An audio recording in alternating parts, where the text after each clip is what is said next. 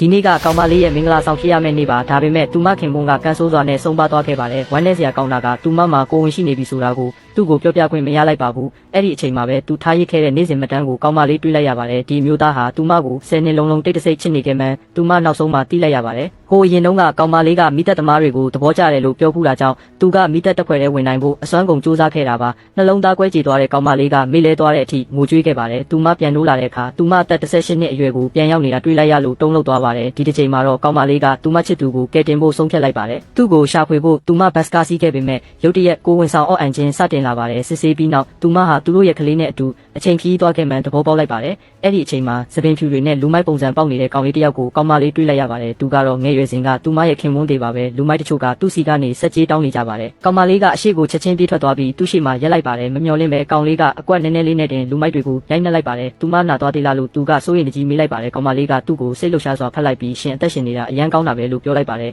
အဲ့ဒီအချိန်မှာကောင်လေးကသူမလက်ထဲကကိုဝင်စစ်တဲ့တံကိုတွေးလိုက်ရပါတယ်ဘသူကလေးလဲဆိုတာသူကချက်ချင်းအတင်းမေးပါတော့တဲ့ကောင်မလေးကဘလို့ရှင်းပြရမလဲမသိဖြစ်နေပါတယ်တကယ်တော့ကောင်လေးကသူမကိုတစ်ဖက်သက်ကြိုက်နေတာကြာပါပြီဒါပေမဲ့သူမအပေါ်အမြဲတမ်းအေးဆက်ဆက်ပြုမှုလေးရှိပါတယ်လွန်ခဲ့တဲ့ရက်အနည်းငယ်ကသူကသူမကိုဖွင့်ပြောဖို့စီစဉ်ခဲ့ပါတယ်ဒါပေမဲ့ဆင်းရဲတဲ့ចောင်းသားတွေကိုမကြိုက်ဘူးလို့သူမတငယ်ချင်းကိုပြောနေတာကိုမတော်တဆကြားခဲ့ရပါတယ်ကိုအားငယ်စိတ်ကြောင့်ကောင်လေးကသူ့အချစ်ကိုရင်ထဲမှာပဲဖုံးကွယ်ထားခဲ့ရပါတယ်ပြန်လည်မွေးဖွားပြီးနောက်ကောင်မလေးကအချစ်ကိုဥဆောင်ရှာဖွေဖို့ဆုံးဖြတ်လိုက်ပါတယ်ဒါကြောင့်ကိုဝင်စစ်တဲ့တံကိုရေချိုးခန်းထဲကကောက်ရတာပါလို့လိန်ပြောလိုက်ပါတယ်ကောင်လေးကကောင်မလေးကိုအိမ်စောစောပြန်ဖို့ပြောလိုက်ပါတယ်ပြီးတော့သူ့လက်ထွက်သွားခဲ့ပါတယ်နောက်တစ်နေ့မှာကောင်လေးကတိုက်ခန်းငါဖော်ရှာနေတာကိုကောင်မလေးတွေးလိုက်ရပါတယ်သူမကတိုက်ခန်းအတူငါလို့ရမလားဆိုပြီးကောင်လေးကိုတွားမိလိုက်ပါတယ်ဒါပေမဲ့အငင်းခံလိုက်ရပါတယ်ကောင်မလေးကသူ့ကိုနောက်ပြောင်နေတယ်လို့သူထင်နေတာပါအဲ့ဒီအချိန်မှာပဲကောင်လေးရဲ့အဖွားဖြစ်သူရှောက်လာပါတယ်ကောင်မလေးကအခန်းငါးချင်နေမှန်းကြားလိုက်ရတဲ့အခါအဖွားဖြစ်သူကသူမကိုအိမ်ပြန်ခေါ်သွားပါတယ်ကောင်မလေးကသူမမှာအမှတ်စရင်အရန်ကောင်းတာကြောင့်နောက်နောင်ကောင်လေးနဲ့အတူစားလုပ်ပေးနိုင်ကြောင်းပြောလိုက်ပါတယ်အဖွားဖြစ်သူကအရန်ဝမ်းသာသွားပြီးသူတို့နဲ့အတူနေခွင့်ပြုဖို့သဘောတူလိုက်ပါတယ်မကြခင်မှာကောင်မလေးကကောင်လေးရဲ့အိမ်ကိုပြောင်းရွှေ့လာပေမဲ့သူတို့ဆက်ဆံရေးကချောချောမွေ့မွေ့မတိုးတက်ခဲ့ပါဘူးဘာလို့လဲဆိုတော့ကောင်လေးကကျောင်းမှာမိန်းကလေးတွေကြားရေပန်းစားပြီးကောင်မလေးရဲ့ဘိုက်ထဲကကလေးကလည်းတဖြည်းဖြည်းကြီးထွားလာလို့ပါကောင်လေးကိုဘယ်လိုလိုက်ရမလဲစဉ်းစားနေတော့မှပဲကောင်လေးကဖြစ်ဆန်တဲ့အဝတ်စားဝတ်တဲ့မိန်းကလေးတွေကိုသဘောကျကြောင်း